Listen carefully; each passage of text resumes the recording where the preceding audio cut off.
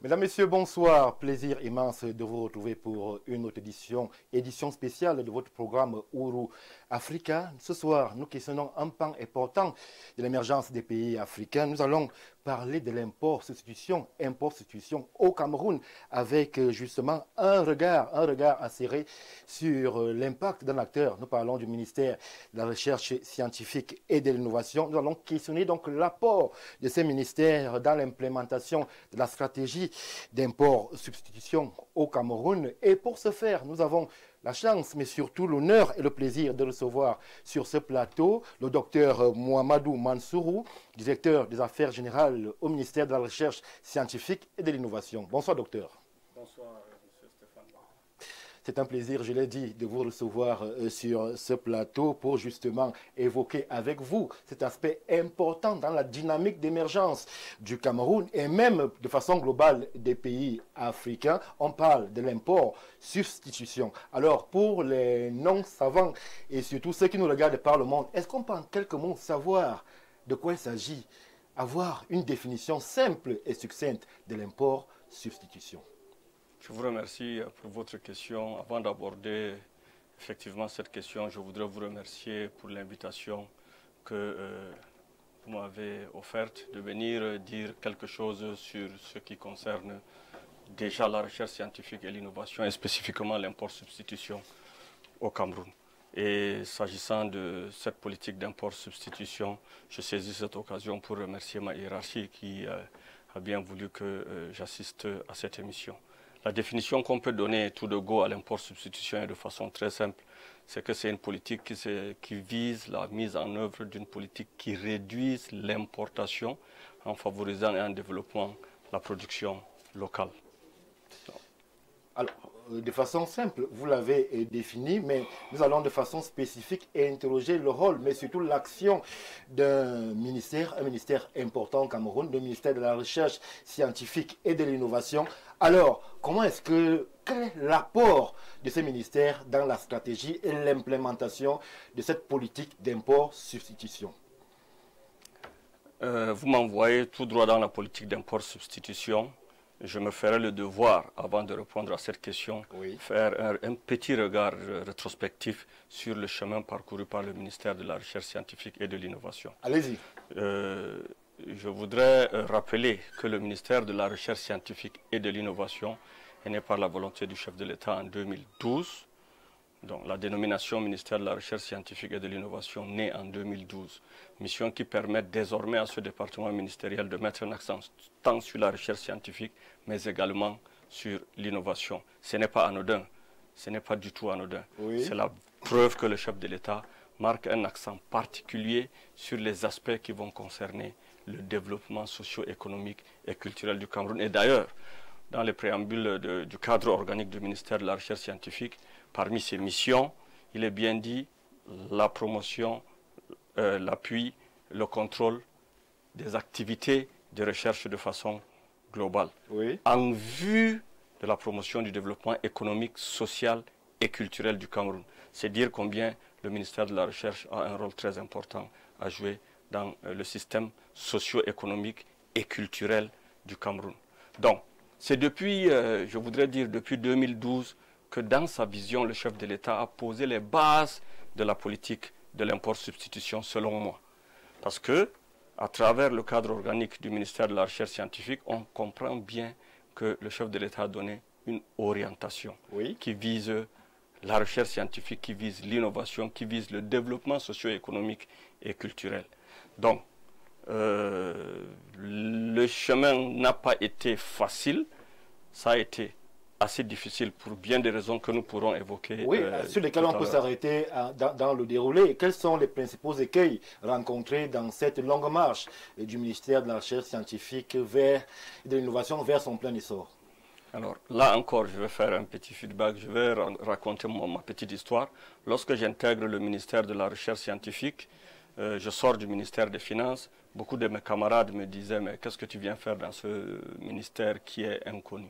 Et effectivement, dans les années 2012, le ministère de la Recherche scientifique et de l'innovation était méconnu du grand public. Ses missions étaient méconnues même par les intellectuels de la République. On n'arrivait pas à comprendre ses missions. Le chemin n'a pas été facile, il fallait le déblayer. Et Madame le ministre de la Recherche a fait sienne les préoccupations de ce département ministériel. La petite anecdote voudrait que dans même la logistique, vous n'étiez pas les mieux lotis. On avait l'impression que c'était un vaste champ dans lequel on envoyait les chercheurs travailler. Au départ, lorsque nous arrivions, le personnel travaillait dans une baraque. C'était dans une baraque et les serpents nous rendaient visite.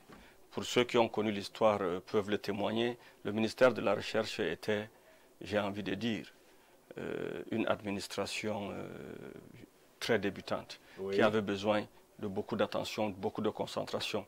Et Madame le ministre a fait de son mieux pour sortir le ministère de là où il se situait. Aujourd'hui, nous autres qui avons vu l'évolution de ce département ministériel sommes très contents. Nous sommes très contents parce que, vous constaterez, d'ailleurs vous êtes des médias, vous savez que le ministère de la Recherche aujourd'hui occupe les médias, le ministère est présent dans les débats. C'est vrai qu'il y a une très large et abondante actualité de ce côté. Il ne se passe pas de jour quasiment qu'il y ait un événement de ce côté-là. Ça veut dire que ça bouge quand même de ce côté. Alors, comme on ne pêche pas dans la piscine, ça veut dire que le ministère de la Recherche scientifique est en train de progresser, est en train d'avancer. Là, c'était l'histoire que je me devais de présenter, de vous présenter, de présenter à tous vos téléspectateurs. Parce que c'est extrêmement important de savoir d'où nous venons, où nous nous situons et vers où nous sommes en train d'aller. Donc, je vais revenir, mais là, avant, vous me permettez, je reviens sur la vision, comme je disais, du chef de l'État, parce que en 2012, nous avons le cadre organique du ministère de la Recherche scientifique et de l'innovation. Les responsables du ministère, les directeurs du ministère de la Recherche n'avaient même pas de véhicule de fonction. C'était des directeurs. Ça n'a pas été facile. Mais progressivement, je vous assure, aujourd'hui, le ministère existe. Nous existons dans tous les débats publics. Nous sommes entendus. C'est dire combien est-ce que la recherche a considérablement avancé. Relativement à la politique d'import-substitution, je me ferai l'honneur de rappeler qu'avant la SND 30, il y avait le DSCE. Et avec le DSCE, le ministère n'était pas véritablement pris en compte. Le ministère n'avait pas véritablement sa place. Vous avez été ignoré dans le DSCE? On peut dire de ça comme ça, mais peut-être pas véritablement pris en compte. Beaucoup d'acteurs, d'intellectuels dans la très haute administration, à mon sens, ne comprenaient pas véritablement ce que c'est que la recherche scientifique et l'innovation, ne comprenaient pas les enjeux de ce département ministériel, malgré la boussole posée par le chef de l'État. C'est pour ça qu'à travers de multiples, j'ai envie de dire, débats, échanges, la présence du ministère dans des forats, dans des conférences de très haut niveau au sein de la République et au sein de l'appareil étatique, nous avons fait des efforts pour faire comprendre ce que la recherche. Et aujourd'hui, nous sommes heureux de savoir que dans la SND 30, le ministère existe à sa place. Et nous allons profiter de cela pour davantage pousser ce département ministériel. C'est l'objectif de Madame le ministre. Alors, vous avez déblayé le chemin, fait un feedback dans le parcours qui est celui du ministère de la Recherche scientifique et de l'innovation qui fait son bonhomme de chemin avec justement une montée en puissance qui est constatée et visible de tous. Mais maintenant, revenons sur ce qui, de façon évidente, nous fait avancer dans la réflexion ce soir. Je parle là de l'import-substitution et surtout de l'apport du Minuresi dans l'implémentation de cette politique-là. Comment est-ce que le Minuresi se démarque des autres dans l'implémentation de la politique d'import-substitution pour ce qui est du Cameroun?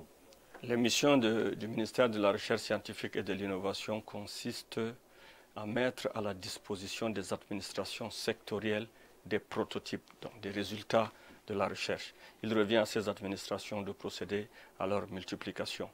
Vous voudrez bien me permettre et que je rappelle que personnellement je suis administrateur de la recherche, je ne suis pas chercheur à proprement parler. Oui. Mais du fait du travail dans ce département ministériel, je peux me permettre de dire des petites choses dans ce domaine. Vous semblez pourtant avoir été très bien accueilli dans la maison des chercheurs. Oui, oui, je suis suffisamment à l'aise et aujourd'hui je me sens à l'aise au ministère de la Recherche, peut-être mieux que partout ailleurs parce que c'est le département ministériel qui est la locomotive du développement de tout pays.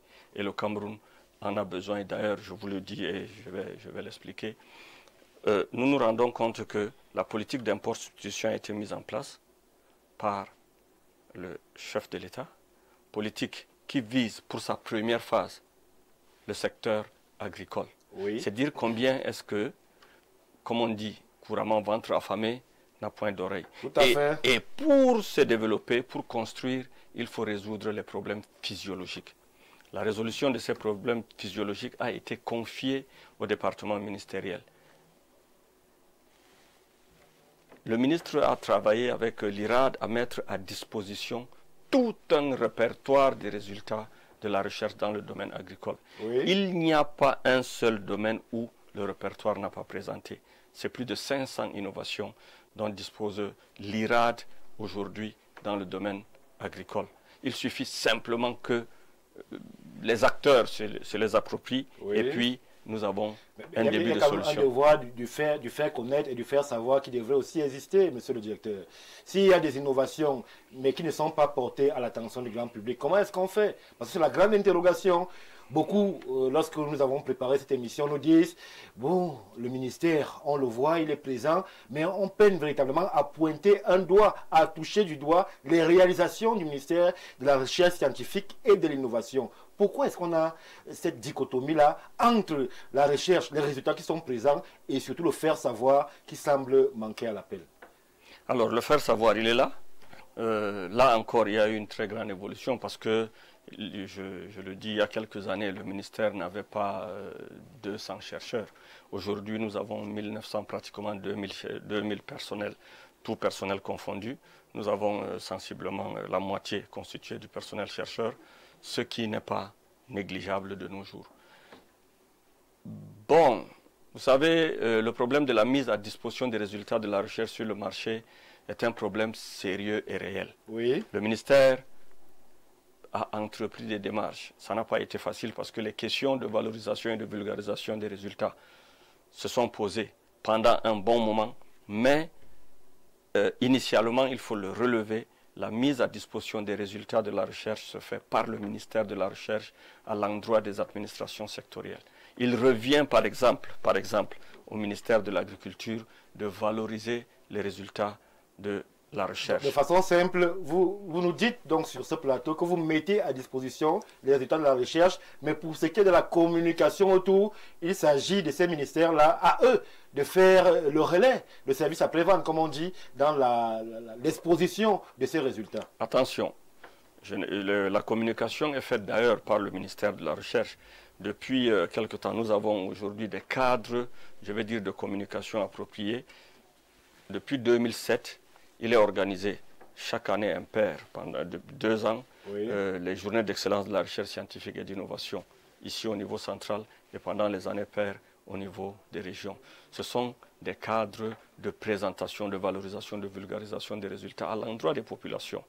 Maintenant, il y a d'autres petits cadres qui sont mis en place par chacun des instituts sous tutelle et à la rentrée scientifique, oui. Il y a l'organisation, même la production du répertoire de la recherche agricole, la production du répertoire des résultats de la recherche dans le domaine des matériaux locaux, ces répertoires sont disponibles. Ils ont été ventilés. C'est vrai qu'on ne peut pas, peut-être qu'on va dire que ces documents n'ont pas été suffisamment ventilés, mais nous faisons de notre mieux et à chaque occasion que nous avons, nous ne manquons pas de les mettre à disposition. D'ailleurs, en termes de sensibilisation, de vulgarisation, dans les tout prochains jours, le ministère va se déployer à l'esplanade de l'hôtel de ville pour organiser la 9e édition des Journées d'Excellence. C'est un cadre où on invite toutes les populations à venir s'approprier les résultats de la recherche, tant des structures sous tutelle, dont les administrations, les institutions publiques, que sont les instituts sous tutelle du ministère public, que les chercheurs privés, les chercheurs indépendants. Personne n'est oublié dans le domaine de la recherche. Alors, à ce niveau, restons toujours dans les avancées et essayons donc, comme vous l'avez fait pour le ministère lui-même, de voir les avancées concrètes qu'il y a eu dans ce ministère-là concernant justement la politique d'impôt-substitution. On sait que c'est un cheval de bataille qui est permanent, c'est une réflexion qui est permanente.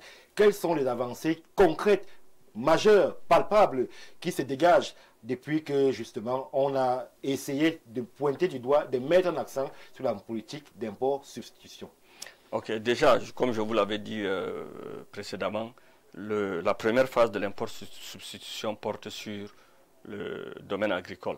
Et parce que c'est sur le domaine agricole, 7 spéculations ont été retenues dans ce processus et le gouvernement s'est déployé à mettre à la disposition de l'IRAD des ressources pour la production des semences. Il y a des ressources spécifiques sur le projet PISA, qui est le programme d'import-substitution, c'est spécifique, mais il y a également des ressources qui ont été mises à la disposition de l'IRAD pour la production des semences de blé. Vous savez ce que peut représenter le blé pour notre pays. C'est essentiel dans la consommation des ménages camerounais. Surtout que nous l'avons compris à travers la crise de l'Ukraine, et puis voilà. Donc, depuis cet instant, un accent a été mis particulier. Le gouvernement a quand même alloué des ressources considérables pour que les résultats de la recherche, les semences soient produits. Monsieur le directeur, au niveau de la question du blé, il y a quand même des interrogations sur la capacité justement du Cameroun à répondre à la demande. Beaucoup se sont interrogés au début de la crise ukrainienne sur que deviendrait le consommateur camerounais parce que justement il y avait ce manque criard. Comment est-ce que vous, en tant que ministère de la Recherche scientifique et de l'Innovation, sur cet aspect spécifique, vous répondez à cette interrogation? À plusieurs occasions, Madame le ministre est sortie et dans ses interventions, elle a rappelé qu'il était désormais indispensable pour nous de procéder aux méthodes alternatives au blé. On peut utiliser le blé, on peut utiliser de la patate, le manioc, etc. Donc, ce sont des tubercules, je ne sais pas comment vous les appelez, qu'on peut utiliser pour substituer au blé. Donc, ça, c'est déjà une solution que la recherche apporte. Et je vous dis, les variétés de manioc, de patates, toutes ces variétés produites par les chercheurs camerounais existent et sont à disposition. Donc, à les utiliser, forcément, nous améliorons... Elles sont accessibles? Oui, l'accès des semences, c'est, comme je vous l'ai dit, c'est une question extrêmement primordiale.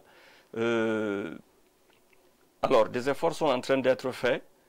Déjà, le gouvernement le fait, mais au niveau du ministère, nous sommes en train de tout mettre en œuvre pour davantage valoriser et vulgariser. On est en train de prendre des dispositions pour intéresser les producteurs privés. Vous savez, tout dépend de qui produit. Dans d'autres pays, nous avons des gens, on vous dit quelqu'un qui est producteur moyen à 10 000 hectares. Au Cameroun, je ne sais pas si on a un producteur privé qui a 500 hectares. Et pourquoi ce gap? Parce que ça intéresse beaucoup les Camerounais. C'est ce gap-là qui amène justement à ce déphasage entre les capacités de production d'ailleurs et d'ici. La question foncière peut-être, ou alors justement l'accompagnement étatique qui peut manquer à certains privés qui voudraient bien se lancer dans cette aventure-là. Oui, cette question renvoie, moi je vais dire de but en blanc, que cette question renvoie au patriotisme. Je dis bien au patriotisme parce que nous avons quand même de très gros importateurs dans ce pays qui nous ramènent du riz et toutes ces tout ce dont on a besoin pour vivre. Et lorsque vous évaluez les taux d'importation des produits alimentaires, des produits de construction, des produits sanitaires, les pourcentages sont très élevés, les coûts de milliards sont énormes. Ben, le patriotisme voudrait que ces investisseurs, importateurs, mettent un peu des leurs dans la production locale. Et c'est d'ailleurs le cheval de bataille de Madame le ministre dans les tout prochains jours. Comment impliquer davantage les importateurs dans la production locale. Oui. Vous savez, pour qu'il y ait une production de masse, il faut qu'il y ait des grands producteurs. Et ça demande d'énormes ressources. L'État, par rapport à cet état de choses, a mis sur pied, vous le savez, la plaine centrale. Oui. Ben, il faut des grands investisseurs pour occuper cette plaine. Est-ce que l'environnement aussi dans lequel ces grands investisseurs sont appelés à se déployer permet justement qu'il y ait un retour sur investissement? Vous savez, j'ai comme l'impression que au Cameroun, on a tendance à comparer la recherche, les activités de recherche et les activités de production à un match de football. Lorsqu'on parle de match de football, en 90 minutes, nous avons un vainqueur et un vaincu, alors que dans la recherche et dans la production, les choses ne sont pas si faciles que ça. Il y a la volonté politique, il y a les efforts du gouvernement.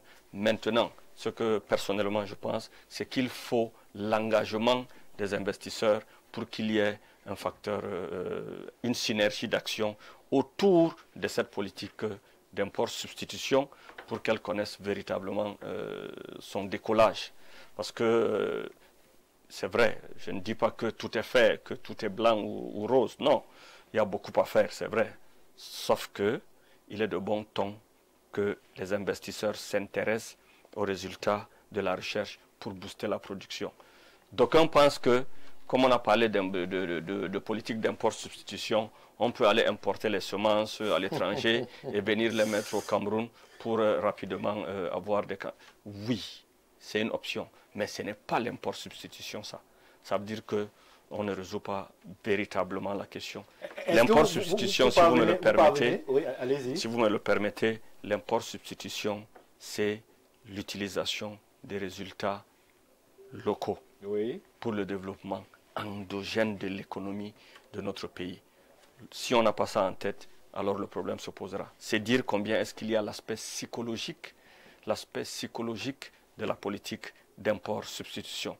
Je ne dirais pas que c'est un aspect qui est négligé, mais tout au moins, dans le département ministériel conduit par Madame le ministre, le CNE, qui est le Centre national de l'éducation, est en train de mener une réflexion sur cette question.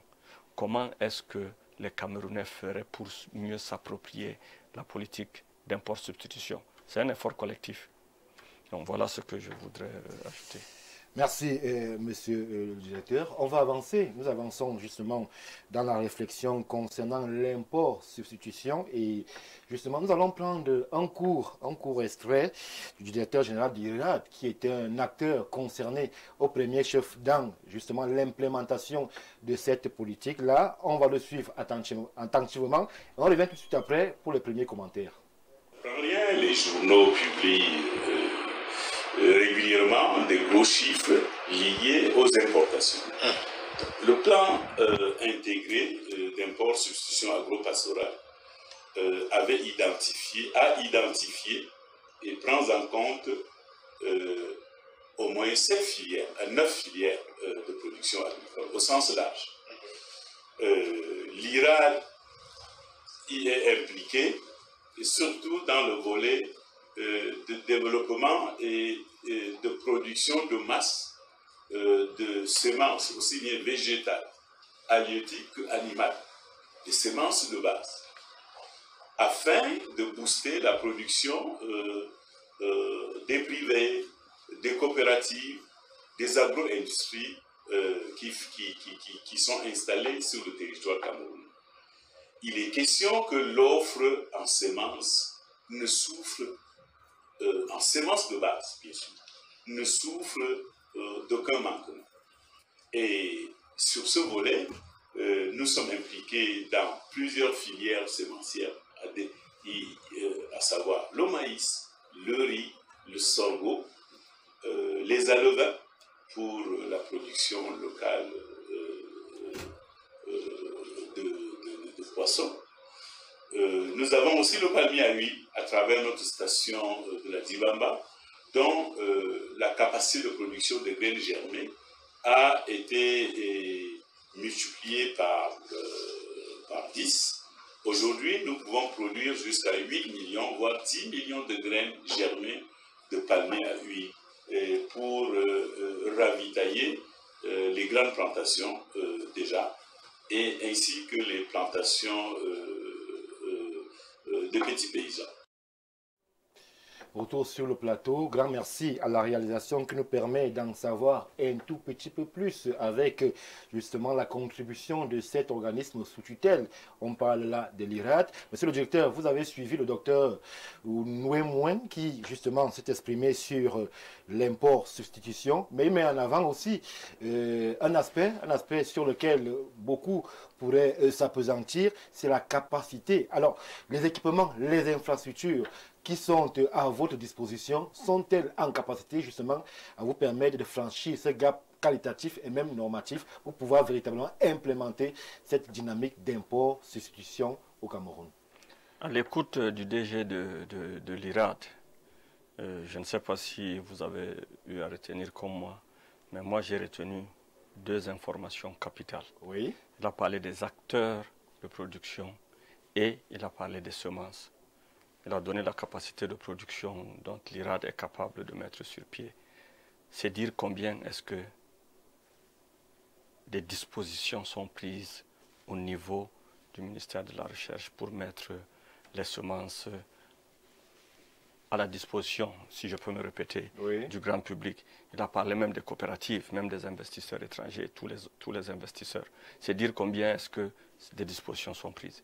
Maintenant, pour revenir sur votre question, les aspects liés aux équipements, personnellement, je vais parler des infrastructures de recherche de façon globale. Oui. C'est-à-dire les infrastructures de recherche. Vous savez, on ne peut pas mener une recherche dans un taudis. On ne peut pas mener une recherche véritable, si vous voulez, dans une case. Des laboratoires de qualité sont normés. Il faut des laboratoires de référence pour un pays comme le Cameroun, qui est quand même le poumon de la CEMAC. Est-ce qu'à ce niveau, donc, on peut dire que nous sommes quand même sur la bonne voie? Du point de vue des infrastructures, on ne peut pas dire que rien n'existe, mais le chemin est encore long. Je vais vous dire, les équipements dans le domaine de la recherche coûtent extrêmement cher.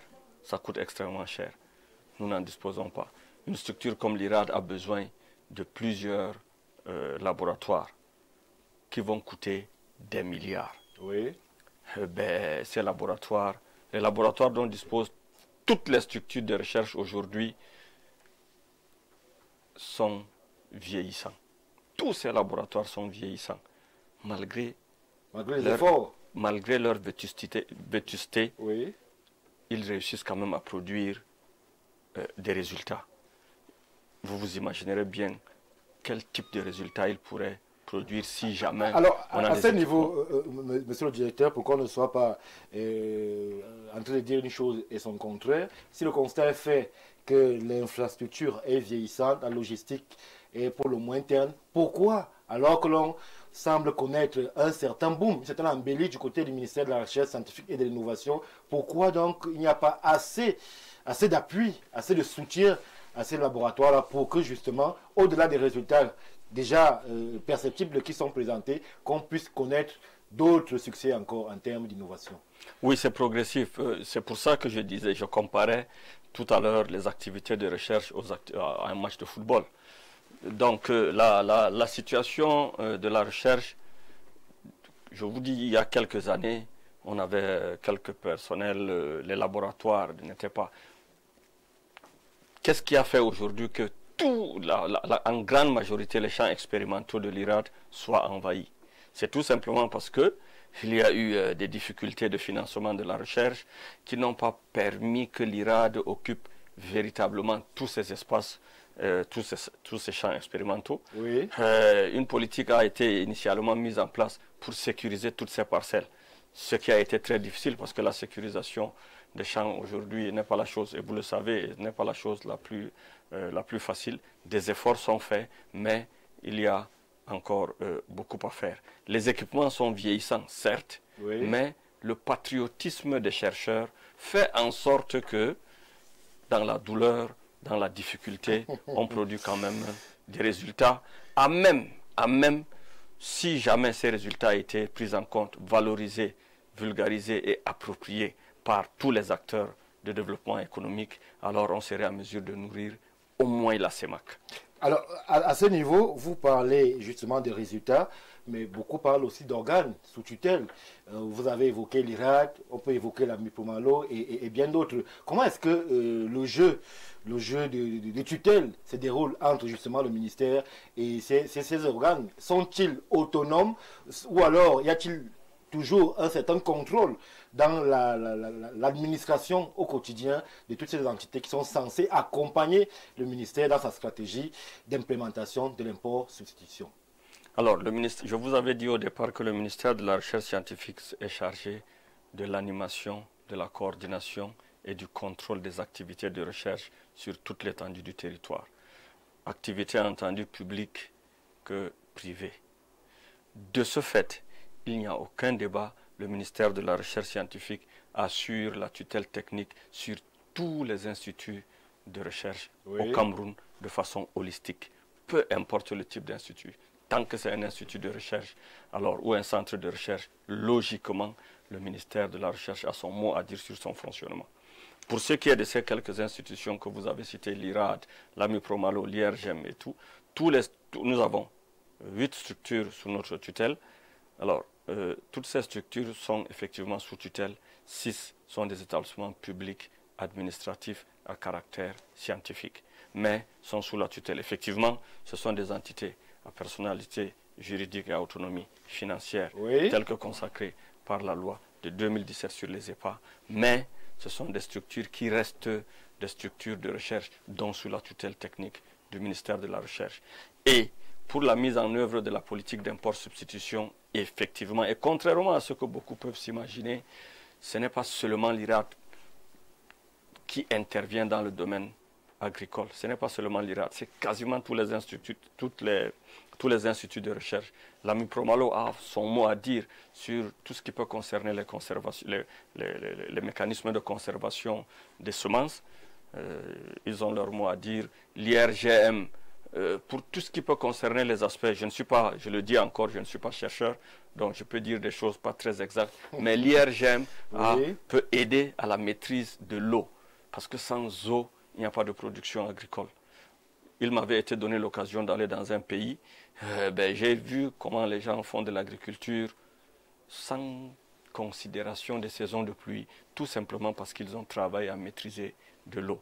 Donc, l'IRGM peut apporter sa contribution. Aujourd'hui, avec l'INC, on peut avoir facilement la cartographie des sols fertiles, toute chose qui orienterait les producteurs à être davantage, je dirais, productifs.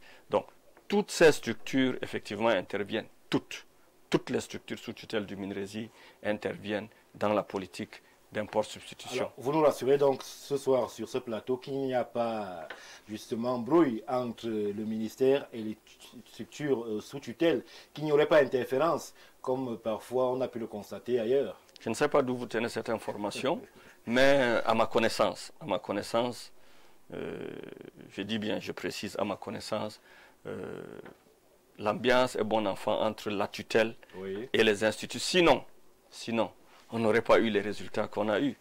Je vous assure, ce n'est pas du tout facile. Le chemin est tortueux. Les ressources sont extrêmement rares.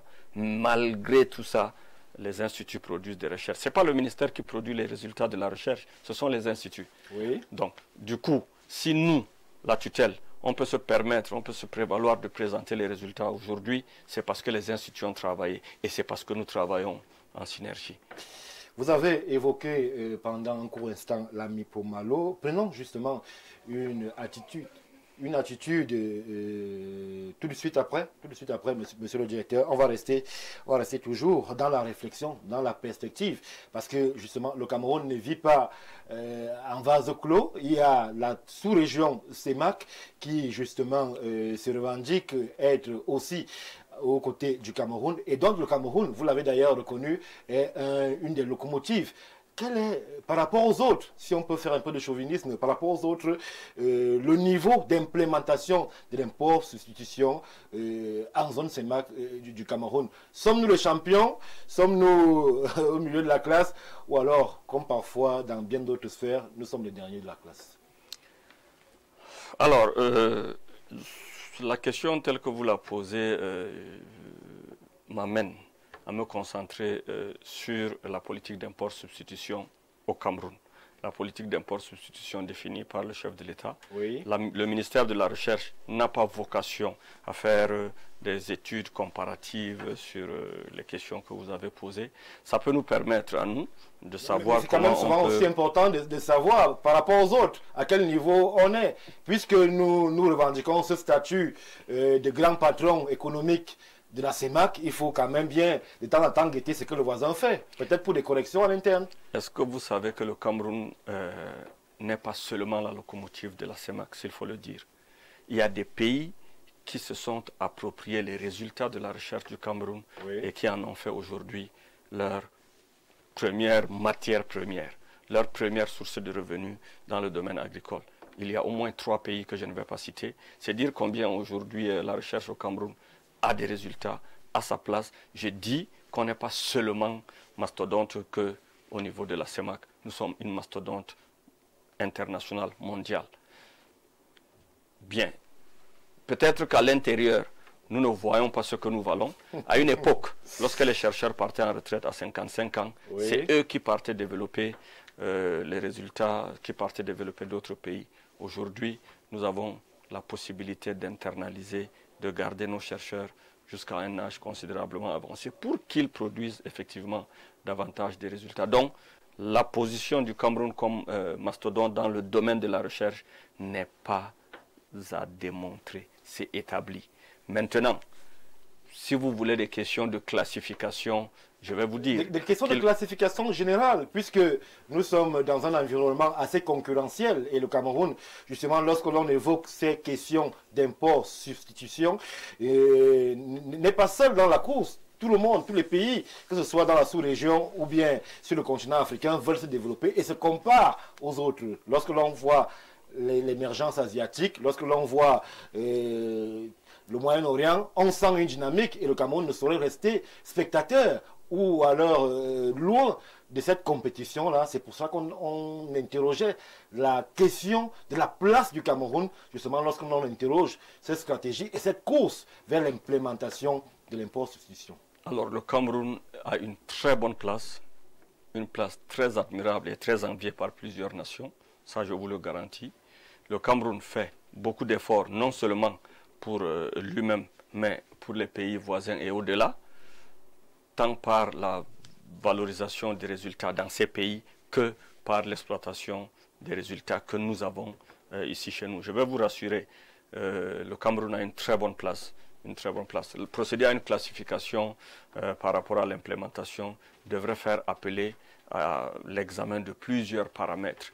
Là encore, dans le domaine scientifique, on ne peut pas se mettre à comparer des résultats, je vais dire, là maintenant sur un plateau de télé, oui, je ne peux pas me permettre de procéder. Mais vous nous avez rassuré, c'est tout ce qu'on voulait, monsieur le directeur, être rassuré justement que la stratégie et la dynamique du Cameroun dans cette course à l'implémentation de l'import-substitution est une conquête permanente et on va toujours dans cet aspect-là suivre avec beaucoup d'attention le directeur général de la Mipomalo, qui lui aussi revient justement sur sa vision, sur les perspectives en termes d'import-substitution dans l'organisme qui est le sien.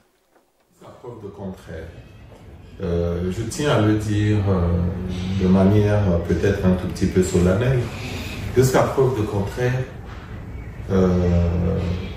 je veux taire les noms. La plupart des cimentiers camerounais, je ne veux pas en guerre contre les cimentiers non plus, importent du clinker.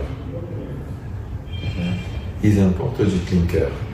Et donc ça veut dire que lorsque nous achetons un sac de ciment au Cameroun, même quand le ciment est conditionné au Cameroun, en réalité, 70% de la matière première est importée.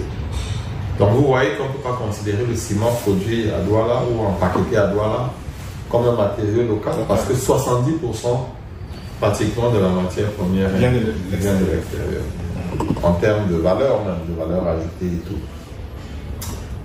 Donc, si un Camerounais construit en terre, soit cuit, soit stabilisé, vous comprenez très bien que l'ensemble de ces ressources financières reste au Cameroun. Donc même si d'aventure les matériaux locaux, entre guillemets, ont le même prix que les matériaux qu'on appelle conventionnels, donc par patriotisme économique, un Camerounais devrait consommer la terre cuite ou la terre stabilisée. Parce qu'on peut faire tout ce qu'on veut avec. Vous voyez, là par exemple dans cette salle, si j'avais pas ouvert entre guillemets les fenêtres, eh bien vous aurez cru que tout est en béton. Donc on peut même les crépir si vous voulez. Et vous pouvez ne pas les crépir si vous voulez également. Si vous recherchez l'esthétique de la brique, vous ne crépissez pas. Si vous recherchez, je veux dire, un coût relativement bas, vous ne crépissez pas. Parce que quand vous venez crépir, c'est un coût supplémentaire. Donc, c'est pour dire que, en termes d'import-substitution, comme vous le savez, les matériaux de construction occupent la deuxième place après l'agroalimentaire. Donc, il est dans notre intérêt de développer davantage ce secteur, de trouver des ressources pour que ce secteur soit de plus en plus développé. Parce que lorsque vous allez dans les pays européens, par exemple en Espagne, en Italie, même aux États-Unis, en France même, il y a des villes qu'on appelle une ville rose. Pourquoi rose? Parce qu'elle est tout en briques. Donc vous comprenez donc très bien que si ce que nous copions entre guillemets utilise la brique pour les cloisons, pour les dalles, pour des choses comme ça, alors nous, on gagnerait également à le faire. Au-delà de la vision d'import-substitution, vous savez, lorsqu'on importe du clinker et qu'on l'amène au Cameroun, l'empreinte carbone du clinker est énorme. Déjà, pour faire du clinker, on arrive à des températures voisines de 1000 degrés ou plus. Parfois, dit-on, à 1700 degrés. Et là, c'est l'environnement qui prend le coup. C'est l'environnement qui prend le coup. On a fini de faire ce clinker dans ce pays, à Mila. On le met dans des bateaux. On le transporte, on l'amène au Cameroun. C'est l'environnement également. Donc, si on veut être éco-friendly, comme diraient certaines personnes, évidemment, utiliser la terre aujourd'hui est la meilleure alternative. C'est même une alternative aujourd'hui dans les pays développés qu'on essaye de mettre en avant pour développer ces pays, pour réduire l'empreinte carbone. La place de la Mipomalo dans un contexte d'import-substitution est d'autant plus d'actualité. Donc il ne reste qu'aujourd'hui à trouver davantage des moyens pour faire en sorte que les matériaux de construction 100% camerounais puissent émerger davantage. Nous avons écouté Monsieur le directeur général de la Mipomalo. Lui aussi, il revient sur justement ce qui pourrait être goulot d'étranglement dans la perspective d'import-substitution. Il évoque grosso modo une vision quand 70% du matériel qui devrait servir à implémenter cette import-substitution vient d'ailleurs. On ne se reconnaît plus dedans, monsieur le directeur. Il ne s'agit plus de l'import-substitution, il s'agit juste de l'importation. Si vous n'avez que 30% d'une production locale dans un produit, le pourcentage absolu étant 70%, c'est un produit importé. Il faut qu'on se dise simplement cela. Donc, et vous avez très bien relevé, vous l'avez très bien relevé, le DG de la Mipomalo l'a dit. À l'écouter, il parle probablement de la deuxième phase de la politique d'import-substitution, qui porte quand même sur les infrastructures et tout. Mais c'est un problème sérieux, c'est un problème réel. Nous avons des possibilités de valorisation et de vulgarisation de ce que nous avons. Lorsque vous l'avez entendu parler du patriotisme, comme je l'ai dit plus tôt. Évoqué. Ben, le patriotisme, c'est quoi? Avoir la fierté et l'amour de son pays pour pouvoir utiliser ce que nous avons et ce que nous À quel niveau ça cloche? Lorsque l'on sait, et il a d'ailleurs vanté l'environnement qui était le sien, les briques, elles sont jolies. Pourquoi est-ce que les Camerounais ont cette appétence à toujours aller chercher des matériaux extérieurs alors que l'on peut trouver satisfaction en local en faisant justement tourner l'économie camerounaise? Je vous ai dit, je reviens encore sur le patriotisme et sur la psychologie de toute politique. Peut-être que dans notre pays, on aime admirer ce qui vient de l'extérieur. Lorsque c'est nos productions, ce que nous avons nous-mêmes fait, on n'a pas tendance à bien le valoriser. Vous allez voir, pendant le Covid, on nous a dit qu'il y avait Monseigneur Cléda qui avait mis sur pied des médicaments qui pouvaient soigner cette maladie. Je ne suis pas sûr que beaucoup de Camerounais s'étaient sentis confiants d'aller le consommer. Alors que dans d'autres pays, les gens sont amoureux, jaloux de consommer local. Vous savez, dans certains pays, lorsque vous y rendez, on vous demande comment vous trouvez le pays, comment vous trouvez ci, comment vous trouvez ça. Et on fait tout pour vous vendre leurs produits. Je ne suis pas sûr que ça se passe comme ça. Lorsqu'un étranger vient au Cameroun, je n'en sais rien. Donc, c'est pour dire qu'il y a cet aspect psychologique et le CNE est en train de mener une réflexion là-dessus. Alors, on va marquer un bref temps d'arrêt. Question justement de revenir après sur un autre aspect important dans la stratégie d'implémentation de cette politique d'import-substitution. C'est l'aspect lié aux ressources humaines qui est justement un cheval de bataille dans lequel aussi le ministère de la Recherche scientifique et de l'Innovation s'inscrit en majeur. Petite transition, on revient tout de suite après.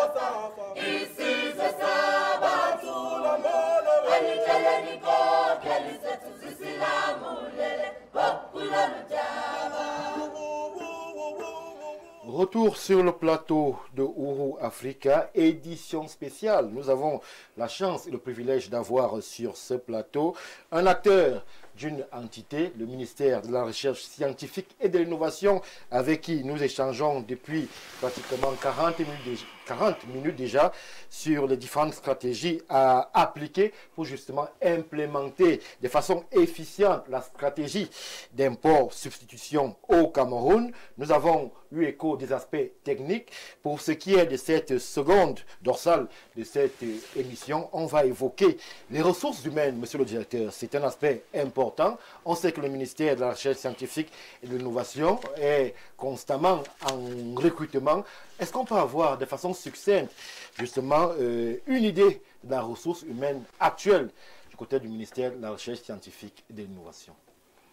Je vous remercie pour cette question très importante en tant que directeur des affaires générales du ministère, dont responsable des ressources humaines de ce département ministériel. Je pourrais me permettre, avec votre permission, de dire un certain nombre de choses. Allez-y. J'aime bien toujours commencer par de là où nous venons et puis là où nous sommes aujourd'hui.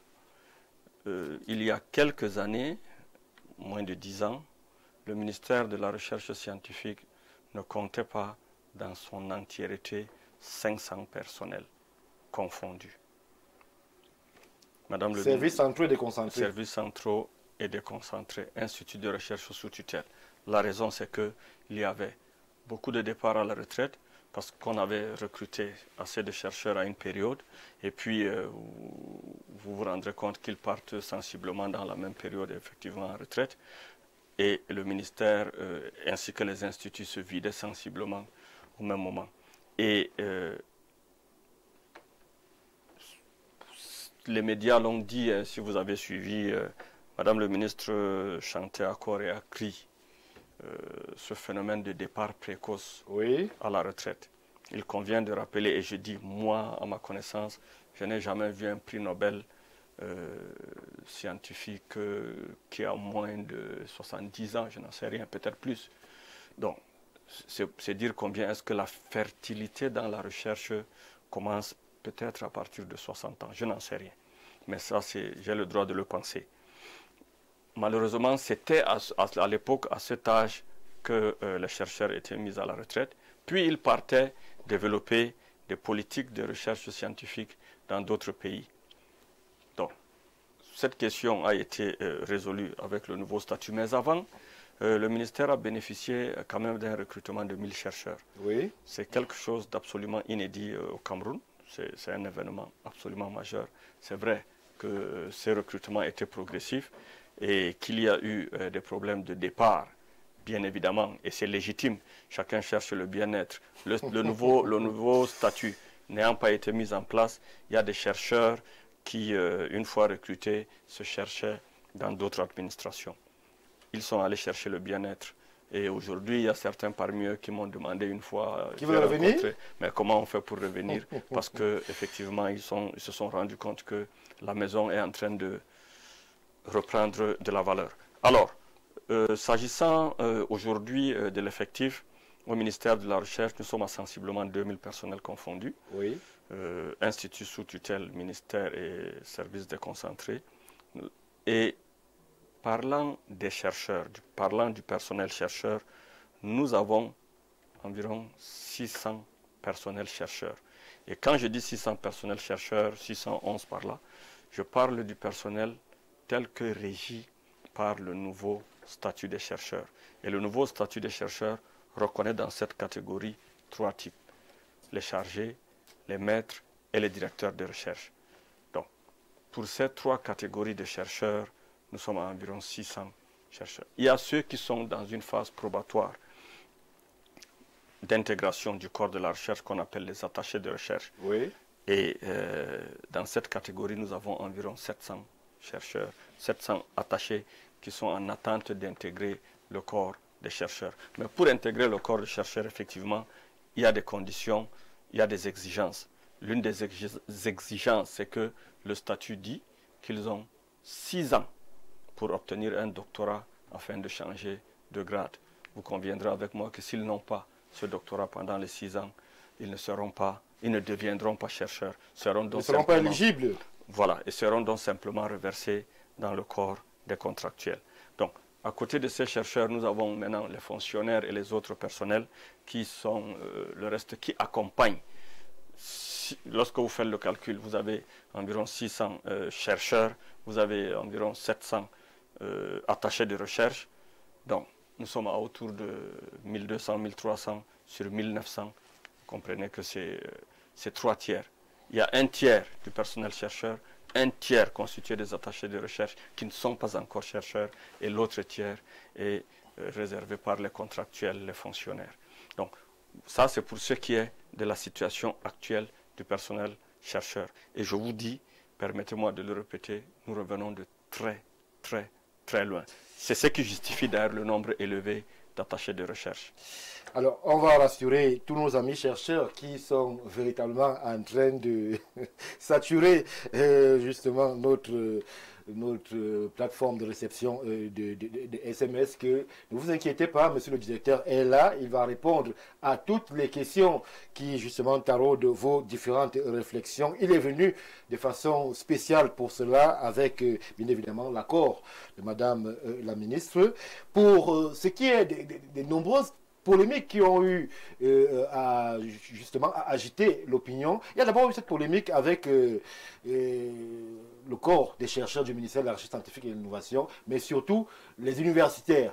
On a eu l'impression, et certains l'ont dit, parfois sous cap, qu'ils avaient l'impression que le ministère était justement réceptacle d'universitaires et que eux, ils semblaient être écrasés dans leur propre ministère par leurs collègues venus de l'enseignement supérieur des universitaires. Est-ce qu'aujourd'hui, on peut dire de façon claire et précise que ce déficit ou alors ce manquement, s'il en était un, s'il a existé, aujourd'hui est réparé? Merci beaucoup pour cette question. Alors, je voudrais rappeler que le ministère de la Recherche scientifique, je l'ai dit, je le répète encore, est chargé de l'animation, de la coordination et du contrôle des activités de recherche scientifique tout court. Oui. De ce fait, il revient à ce département ministériel de s'assurer de comment les recherches sont menées n'importe où, tant dans les administrations que dans le privé. Logiquement, au ministère de la Recherche scientifique et de l'innovation, on ne saurait avoir que des chercheurs des instituts sous tutelle. Ils ont leur place. Oui. Mais on ne saurait avoir que ces chercheurs. Ce n'est pas superflu, ce n'est pas à tort, je n'en sais rien, d'avoir des personnels des autres administrations qui viennent. C'est ce qui justifie d'ailleurs, peut-être que beaucoup ne le savent pas, la transversalité de ce département ministériel. Les gens se trompent, hein. Le ministère de la Recherche scientifique, à mon sens, et je peux le prouver, est le ministère, il est aussi transversal que le ministère des Finances, par exemple. Oui. La recherche est au MINRESI, c'est que l'argent, les finances sont au ministère des Finances. Si le ministère des Finances est dans tout, cette question, la question que vous posez est importante. Permettez-moi quand même de m'attarder un petit peu là-dessus, s'il vous plaît. Donc, le statut des chercheurs qui a été signé par le chef de l'État en 2023 a précisé que le lieu d'activité du chercheur est l'Institut de recherche. Oui. Que fait donc, quel est le rôle du ministère? C'est l'administration de la recherche.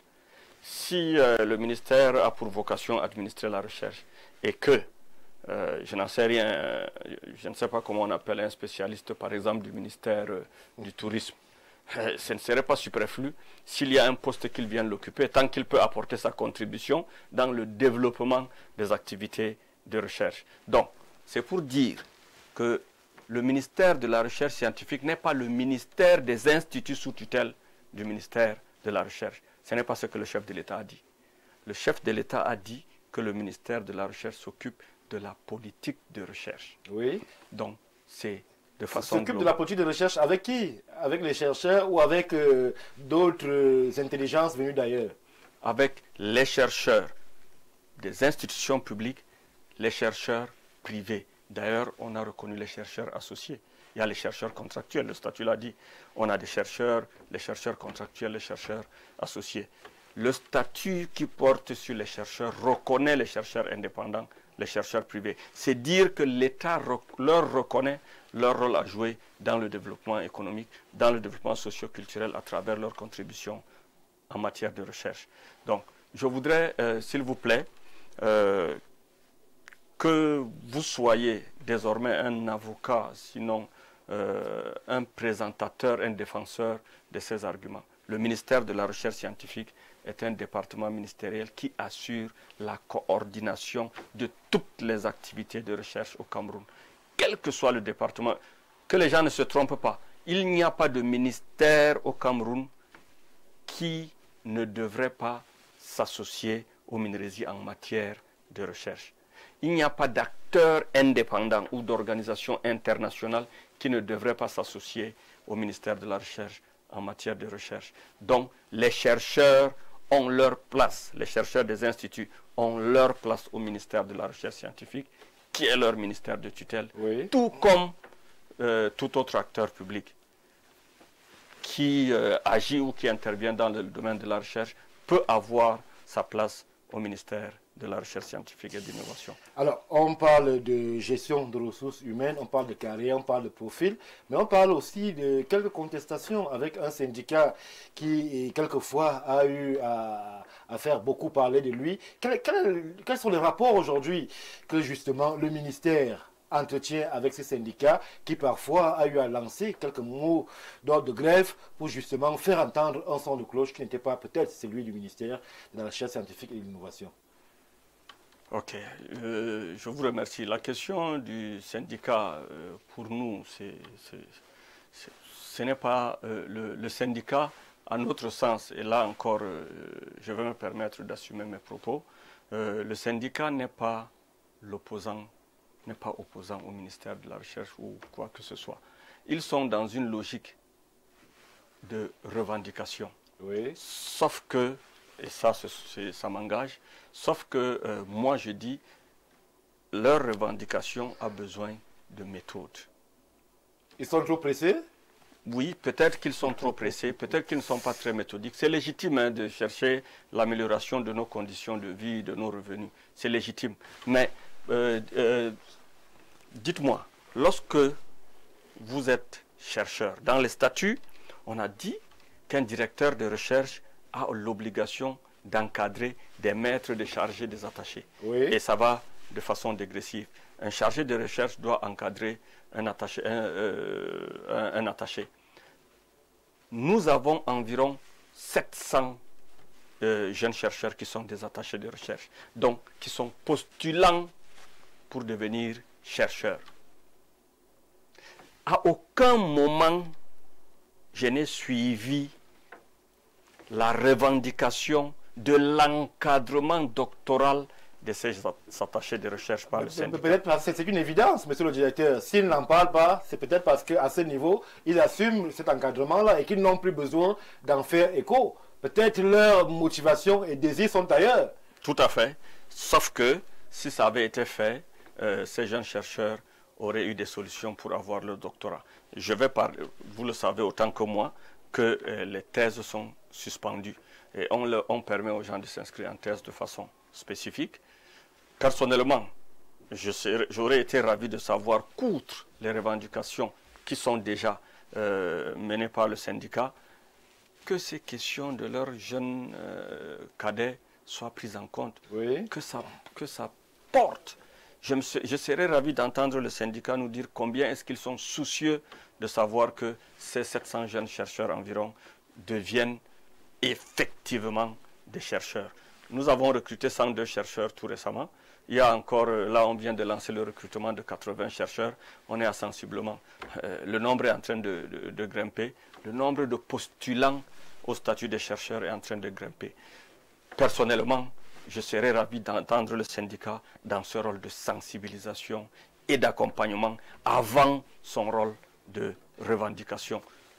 Bien plus, bien plus. Allez-y, monsieur le directeur. Lorsque je dis bien que le syndicat est dans son rôle, il peut revendiquer. Même comme vous donnez l'impression de ne pas comprendre leur motivation, eu égard à leur manquement à eux. Vous savez, les missions d'un syndicat, c'est quand même, il y a la sensibilisation, il y a l'accompagnement. Oui. Et puis il y a aussi la revendication. Et celui donc inhérent aux chercheurs, il se caractérise par quoi? Une contestation permanente, ou alors il y a quand même des passerelles et voies de dialogue qui sont créées pour que on n'assiste pas à un dialogue de sourds entre justement le ministère et le corps syndical. C'est vrai que même le syndicat l'a reconnu, hein, il y a des avancées. Ils ont reconnu qu'il y a eu quand même des avancées. Oui. Et dans leur dernière revendication, sauf erreur de ma part, je le dis, je ne suis pas chercheur, mais sauf erreur de ma part, ils ont revendiqué la question des primes de modernisation. Or, la prime de modernisation ne pourra profiter qu'à environ 600 chercheurs. Nous avons environ 700 qui sont à la porte. Mais qu'est-ce qu'on fait d'eux? Qu'est-ce qu'on fait d'eux? Oui. Alors, battons-nous pour que les 700 jeunes chercheurs puissent s'inscrire en thèse de doctorat. Je rappelle que en l'état actuel, les doctorats sont suspendus, sauf s'il y a eu levé et que je ne sois pas au courant. Si les doctorats sont suspendus, il faut que le syndicat aide le ministère. Le syndicat doit revendiquer, c'est son rôle. Oui. Peut-être que c'est, selon moi, il y a un problème d'approche. Ensuite, lorsqu'on rentre même dans la catégorie des chercheurs, je vais vous dire, sur les 610 ou 11 chercheurs que compte le ministère de la Recherche, nous avons juste une trentaine de directeurs de recherche. Oui. Et puis, me semble-t-il, 70 ou 71 maîtres de recherche. on a plus de 400 chargés de recherche. Vous voyez, plus vous montez, plus la pyramide est effilée. C'est dire combien est-ce que ces chercheurs ont besoin d'encadrement, d'accompagnement. Et c'est à ce rôle que vous renvoyez le syndicat, le rôle d'encadrement. Le syndicat n'a pas à se soucier d'autres aspects inhérents à la vie du chercheur. Attention, ils ont le droit de se soucier à la vie des chercheurs. Ils ont le droit de revendiquer les conditions d'amélioration de leur situation. Oui. Mais je dis que c'est une question de méthode, de démarche. La démarche, à mon sens, pour cette revendication, ne s'est pas faite de la meilleure des manières. Bien plus, le statut des chercheurs nous dit que le lieu d'activité du chercheur, c'est son institut de recherche. Alors, s'il faut éventuellement gréver ou revendiquer, les revendications doivent commencer dans les instituts de recherche. Et dans ce sens, Madame le ministre a instruit à tous les instituts de recherche de mettre sur pied des cadres de concertation avec l'ensemble de leurs chercheurs. Vous conviendrez avec moi que les problèmes des chercheurs d'un institut ne sont pas forcément les mêmes qu'un autre institut. Alors, à ce niveau, on ne saurait faire abstraction du contexte. On a vu, il y a quelque temps, un grand déploiement de cette entité syndicale du ministère de la Recherche scientifique et de l'Innovation, une communication assez abondamment relayée par plusieurs canaux de communication.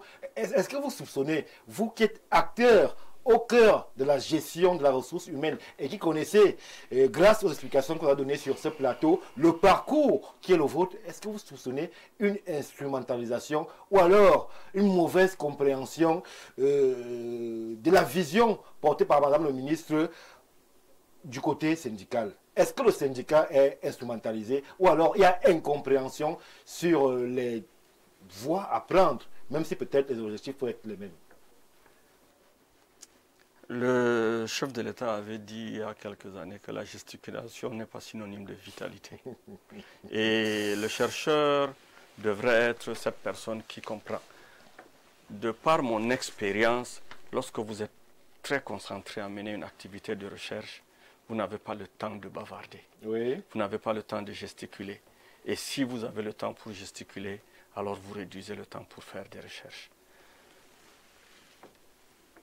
Ces 5 dernières années, la recherche scientifique a connu une très belle embellie. Oui. Nous avons eu l'occasion de dire merci en travaillant, de dire merci au chef de l'État en travaillant, en produisant davantage des résultats de la recherche. J'ai lu sur des réseaux sociaux combien est-ce que les chercheurs, il a été rapporté que les chercheurs utilisent leurs propres ressources, leur salaire, on va dire ça comme ça, oui, pour mener des activités de recherche. Ce qui est faux? Je ne peux pas répondre à cette question parce que je suis juste surpris. Je suis surpris parce que les instituts... Si ce n'est pas avéré, il faut le dire, monsieur le directeur, pour que ceux qui nous regardent, et je précise, justement pour ceux qui nous regardent, que nous ne recevons pas d'appel en direct, je vois une galerie saturée. On va essayer, autant que faire se pourra, de relayer quelques-unes de vos contributions, mais nous ne recevons pas d'appel en direct.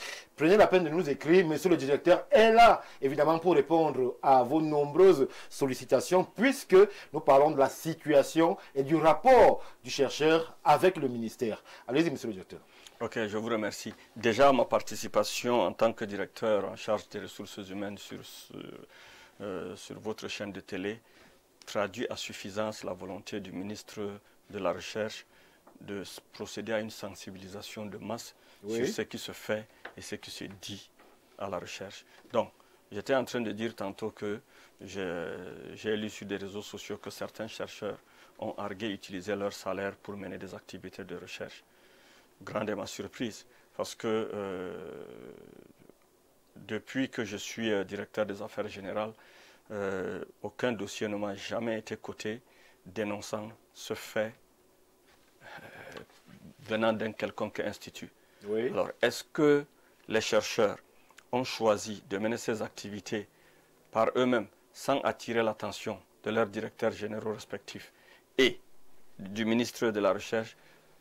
Je n'en sais rien. Et en tant que responsable des ressources humaines, ce genre de dossier ne tomberait pas au ministère. Alors, quelle est la procédure?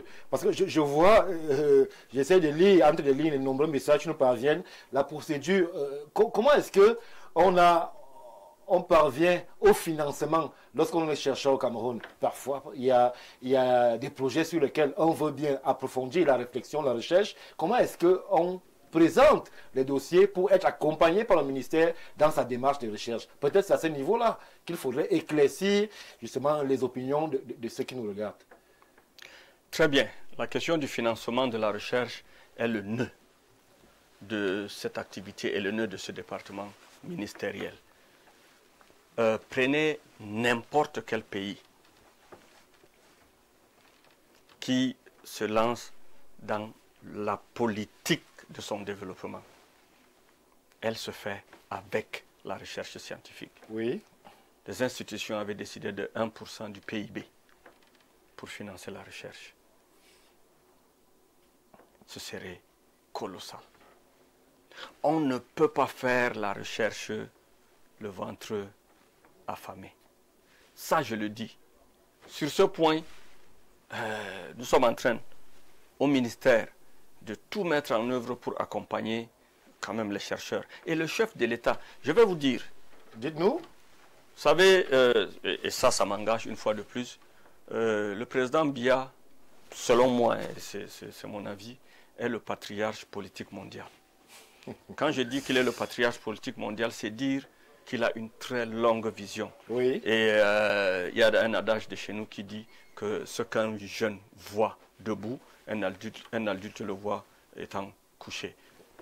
Par rapport à cela, imaginez-vous que malgré les contraintes financières que connaissent le Cameroun, le chef de l'État signe le statut de chercheur en 2023. En 2023. Je vais revenir sur la question du financement. Mais on signe le statut en 2023. Un an après, en 2024, ils signent la revalorisation de leurs avantages. Oui. Aucun chercheur n'a eu moins de 40 000 francs CFA. Peut-être que c'est minime. Sauf qu'au Cameroun, je ne sais pas s'il y a eu une telle augmentation pendant les 20 dernières années. Peut-être qu'il y a eu, je vais probablement chercher dans les données statistiques. En 2025, d'ailleurs, n'eût été le changement du système de gestion du personnel de l'État, c'est-à-dire le basculement de CIGIPES vers Aigle, n'eût été cela, les chercheurs auraient eu cette revalorisation actée probablement en 2024. Mais dès 2025, dès que Aigle s'est stabilisé, oui, les chercheurs ont eu dans leur salaire de façon effective cette revalorisation. Si on ne qualifie pas cet acte de volonté politique du chef de l'État d'implémenter de façon effective l'import-substitution, de valorisation de l'activité du chercheur, je ne sais pas ce que c'est. Je vous ai dit plutôt que dès la signature du cadre organique du MINRESI en 2012, lorsque vous faites une rétrospective, vous vous rendez compte que c'est depuis 2012 que le chef de l'État avait envisagé l'implémentation de la politique d'import-substitution. Oui. Le cadre organique du MINRESI, les missions l'ont dit. Et le recrutement des chercheurs, les 1000 chercheurs, puis le statut, la revalorisation. Le chef de l'État est en train de dire aux Camerounais que le Cameroun va se développer, la SND 30 est là, on va y aller. Nous sommes dans la politique d'import-substitution. Ce sont les chercheurs qui doivent jouer le rôle clé. Maintenant, vous avez posé la question du financement. Sauf que dans votre question, vous avez parlé du financement du chercheur et non du financement de la recherche. Les deux ne sont pas incompatibles, monsieur le directeur. Tout à fait, ce n'est pas incompatible. Alors, le financement de la recherche, je vous ai dit, lorsqu'un chercheur mène une recherche dans un institut public, le résultat de sa recherche appartient à son institution. Donc, à financer la recherche scientifique, les instituts de recherche, forcément, les chercheurs sont financés parce que les conditions de leur travail sont véritablement améliorées. Sur ce point, le cadre organique du MINRESI prévoit les aspects de valorisation, la mission de valorisation et de vulgarisation des résultats. Le statut des chercheurs de 2023 l'a réitéré, l'a confirmé. Madame le ministre est en train de se battre pour qu'il y ait une agence nationale de valorisation ou bien une structure de valorisation. Vous conviendrez avec moi que si nous n'avons que, nous avons environ 1000 chercheurs et que ces chercheurs se mettent à mener des recherches et à faire la promotion, la vulgarisation de leurs résultats, il y aura un côté qui va peser. Soit que les activités de recherche vont dominer et alors il n'y aura pas de vulgarisation, soit le contraire.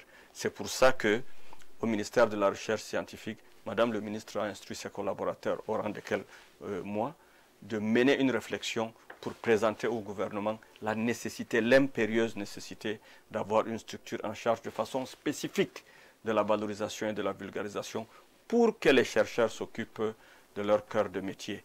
Et alors, à ce moment, on pourra aller de façon progressive vers un financement pérenne de la recherche qui tient à cœur, Madame le ministre. Financement pérenne de la recherche qui tient à cœur, Madame le ministre.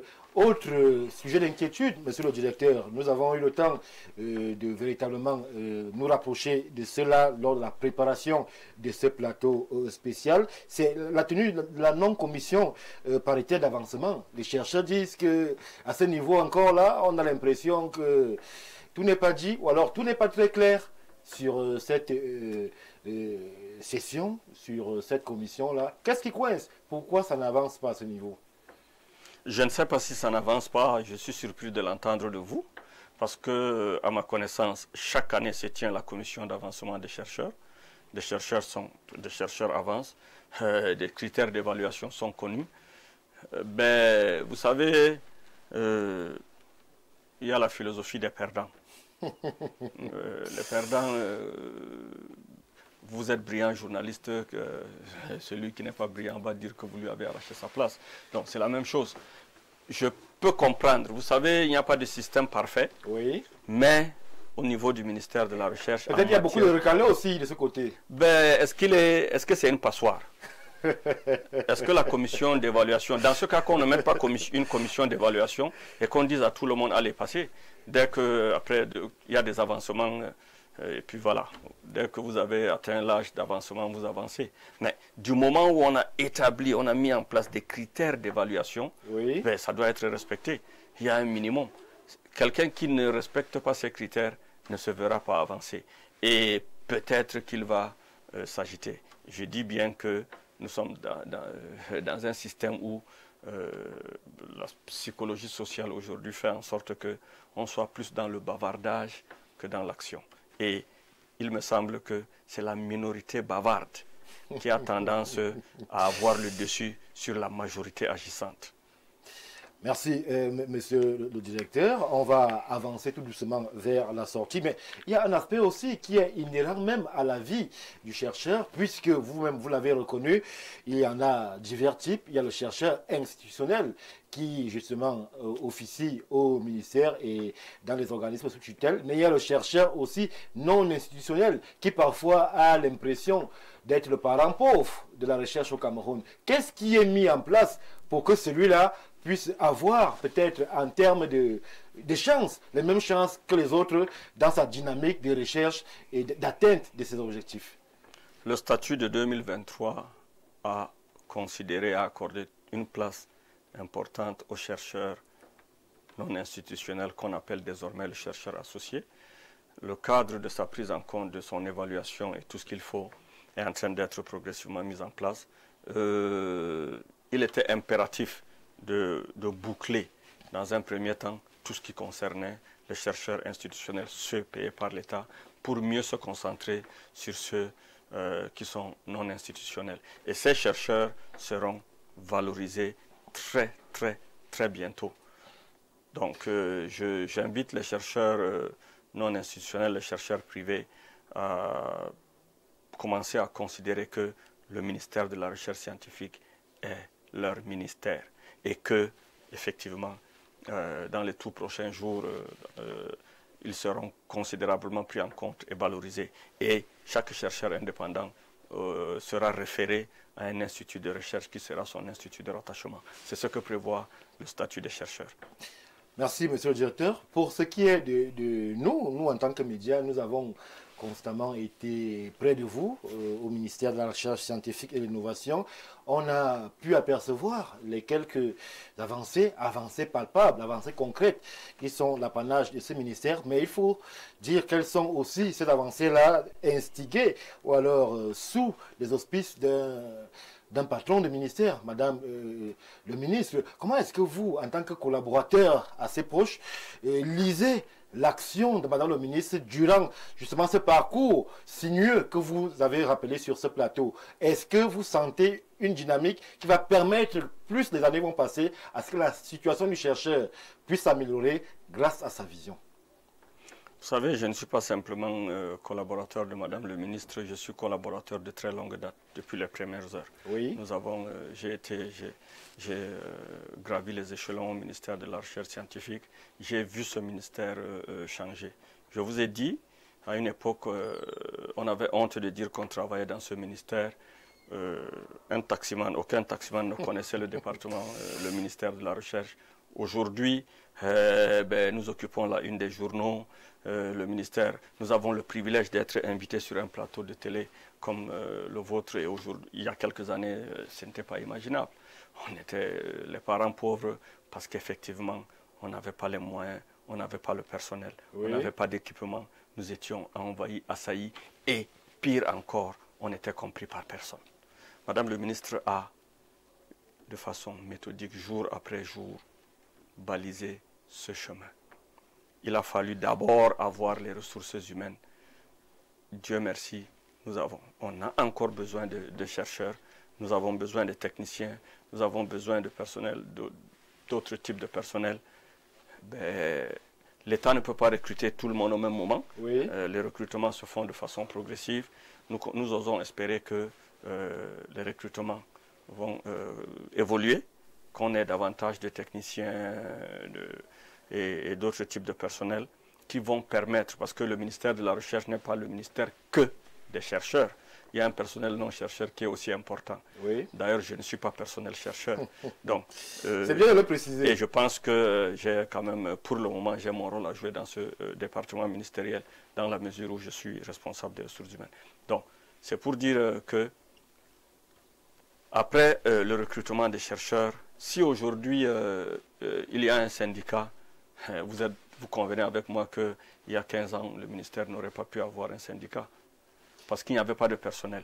Nous, au ministère, nous sommes fiers de dire que Madame le ministre a eu, comme on dit au Cameroun, ses enfants ont grandi et ils sont en train de faire entendre leur voix, sauf qu'il faut la méthode.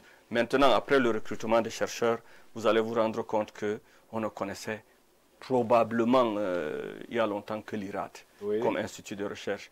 Aujourd'hui, tout le monde peut parler de l'IRGM, de la SRAN, l'ami Promalo. L'ami Promalo est devenu une star aujourd'hui. Alors qu'il y a quelques années, l'ami Promalo, on ne savait pas à quoi cette institution, cet institut servait. L'IMPM, on ne connaissait pas grand-chose. Donc, c'est dire combien est-ce que ces avancées se font de façon graduelle. Oui. Pourquoi le ministère de la Recherche, les Camerounais ont l'impression que le ministère de la Recherche ne répond pas suffisamment à leurs attentes. Alors, la raison est simple. La raison, c'est que au Cameroun, je peux me tromper, nous avons l'impression d'être pressés et de ne pas comprendre la mission du chercheur. Il y a des recherches qui sont menées pendant 20 ans. Une recherche est menée pendant 10 ans, pendant 5 ans. Je prends l'exemple d'une thèse. C'est minimalement 4 ans. Oui. C'est 4 ans de recherche. Pendant les 4 ans, vous n'aurez des résultats du moins qu'après 4 ans. C'est dire qu'il faut un moment de patience et un moment d'attente. Alors sur justement ce long parcours de la recherche, sous les bons auspices de Madame le ministre et le docteur Madeleine Chuente, si en 2 ou 3 coups d'éclat, vous pouviez revenir, en 2 ou 3 souvenirs, vous pouviez revenir sur ce qui vous a marqué de ce long parcours, en peut-être 3 exemples pour raviver les mémoires et peut-être rassurer ceux qui nous suivent que justement tout est mis en place et en œuvre pour que la situation du chercheur évolue au fil des années. Qu'est-ce qui vous a marqué de façon précise? 1 ou 2 souvenirs marquants dans cette longue marche vers l'émancipation et l'autonomie du chercheur? Lorsque Madame le ministre vient à la recherche, nous étions jeunes. Alors, les inspecteurs de service occupaient le même bureau que l'inspecteur général. On a des conseillers techniques qui partageaient des bureaux. Là, je parle de l'administration centrale. Oui. Nous autres, nous occupions des bureaux en bois qu'on appelait les baraques. C'était des bureaux où je vous ai dit que le serpent nous rendait visite quelques fois parce qu'il y avait de la broussaille. Au Cameroun? Ben, à Yaoundé, pas au Cameroun seulement, mais à Yaoundé, c'est-à-dire à la capitale. Ça, c'est la condition du chercheur. Il faut connaître l'histoire, il faut connaître le trajet parcouru pour pouvoir mieux apprécier ce qu'on a aujourd'hui. Nous autres, nous savons d'où nous venons. Le chemin a été très long et très difficile. Oui. Donc, aujourd'hui, si vous venez à la recherche scientifique, beaucoup d'administrations sont venues tenir des réunions chez nous aujourd'hui, voilà. Mais les gens ont quand même apprécié le fait que, désormais, tout au moins pour l'administration centrale, chaque responsable, chef de service, chef de bureau d'ailleurs, chef de bureau, a quand même sa table et sa chaise. Il a éventuellement son ordinateur. Ce qui ailleurs est le strict minimum. Bon, voilà, peut-être que c'est ça. Nous avons travaillé progressivement à relever les conditions de travail de ces personnels chercheurs. Et malgré tout, vous savez, l'autre phénomène marquant, c'est la considération de l'humain au ministère de la Recherche scientifique et de l'Innovation. Aujourd'hui, au ministère, nous avons une mutuelle qui existe également dans certains instituts. Ça existe dans les instituts parce qu'ils ont une autonomie financière, leur personnalité juridique, contrairement à ce que l'on peut penser.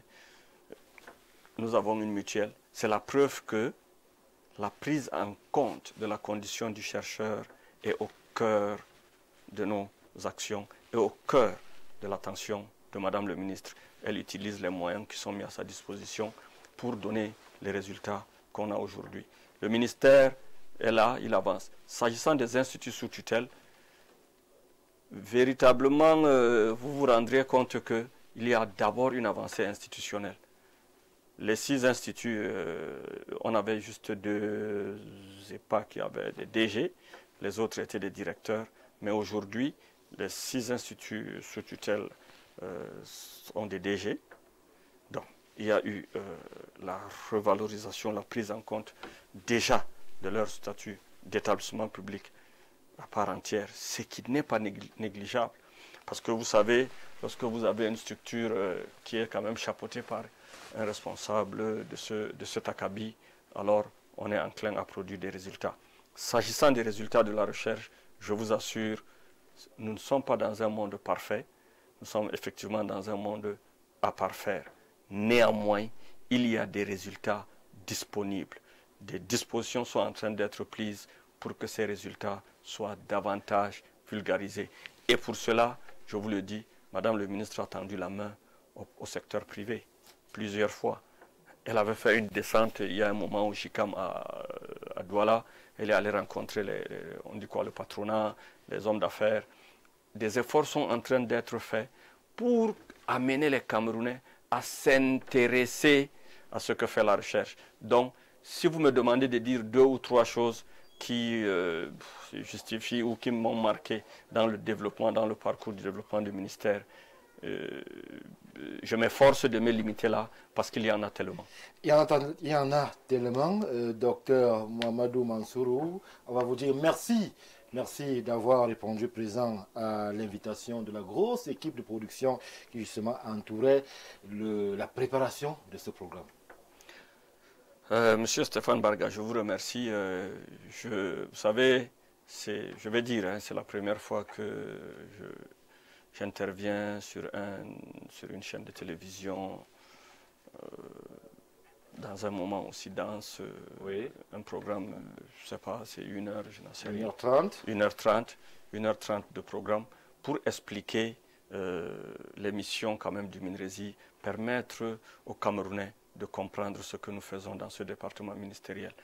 J'aurais aimé avoir peut-être 1h30 encore pour mieux expliquer.